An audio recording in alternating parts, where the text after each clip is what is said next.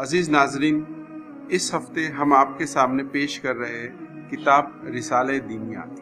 یہ مولانا مودودی رحمۃ اللہ علیہ کی لکھی ہوئی ون آف دا بیسٹ کتاب میں سے ہے۔ آپ کو جان کے حیرت ہوگی اس کے انگلش ترجمہ ٹوورڈز انڈرسٹینڈنگ آف اسلام، اس کا مراٹھی ترجمہ بہت سارے غیر مسلم حضرات نے پڑھا اور وہ ان کی اسلام کی طرف راغب ہونے کا باعث بنا۔